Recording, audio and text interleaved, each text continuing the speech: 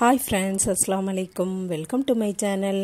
இன்றைக்கி நம்ம சேனலில் பார்க்க போகிறது பேப்பர் சோப் வீட்டிலையே எப்படி ரெடி பண்ணலான்னு பார்க்கலாம். வீட்டில் இருக்கக்கூடிய வேஸ்டான சோப்பை வச்சு நம்ம இந்த பேப்பர் சோப் ரெடி பண்ணியிருக்கோம். இது ரொம்பவே யூஸ்ஃபுல்லானது. அதை நம்ம எப்படி செய்யலான்னு பார்க்கலாம் வாங்க.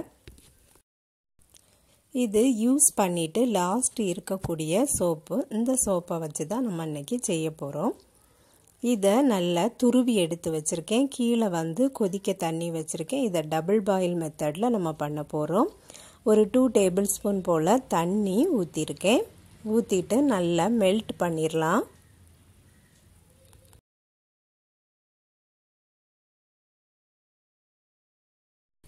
இப்போது நல்லா மெல்ட் ஆயாச்சு.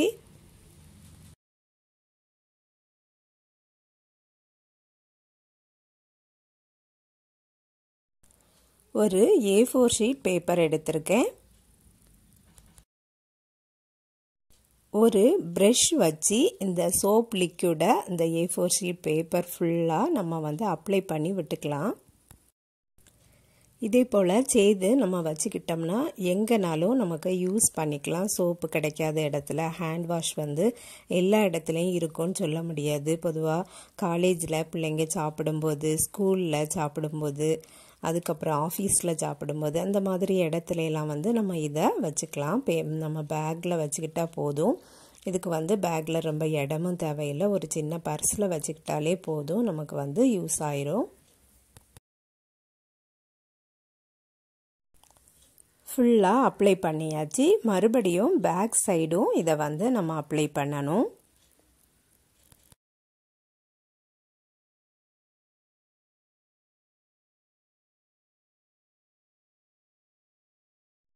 இதை ஃபுல்லாக அப்ளை பண்ணதுக்கு அப்புறமா வெயிலில் காய வச்சு எடுத்துக்கிடணும். ஒரு 1/2 ஹவர்லேயே நல்ல சுக்கு போல் காஞ்சிரும்.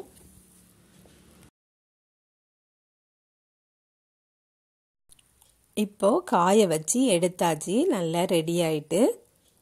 இதை நம்ம தேவைக்கு தக்கன கட் பண்ணி எடுத்துக்கலாம்.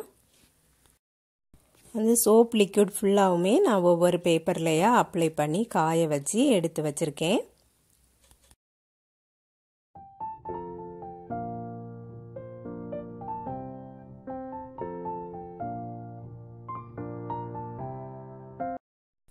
எந்த சைஸுக்கு வேணுமோ அதுக்கு தக்கன கட் பண்ணி எடுத்துக்கலாம்.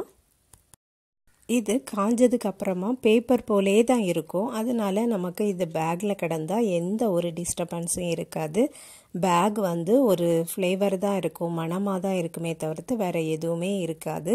நமக்கு அப்படியே அது கிடந்தாலும் ஒன்றும் பிரச்சனையே இல்லை. நம்ம யூஸ் பண்ண சோப்பை தான் நம்ம இந்த பேப்பர் சோப்பாக ரெடி பண்ணி வச்சுருக்கோம். அதனால் இதை ஃபேஸுக்கு கூட போட்டுக்கலாம். இதே போல் கட் பண்ணி எடுத்து வச்சுக்கலாம்.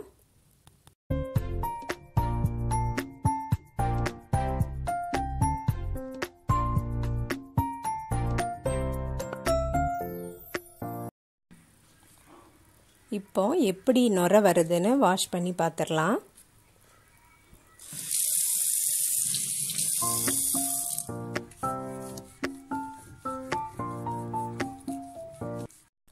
சோப்பு கிடைக்காத இடத்துகள்லையும் நம்ம இதே போலே யூஸ் பண்ணிக்கலாம். சூப்பராக நுரை வருது. நீங்களும் இதே போலே ட்ரை பண்ணி பாருங்கள் ஃப்ரெண்ட்ஸ்.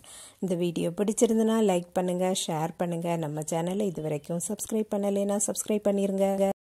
நெக்ஸ்ட் வீடியோவில் வேறு ஒரு ரெசிபியில் சந்திக்கிறேன். அஸ்ஸலாமு அலைக்கும்.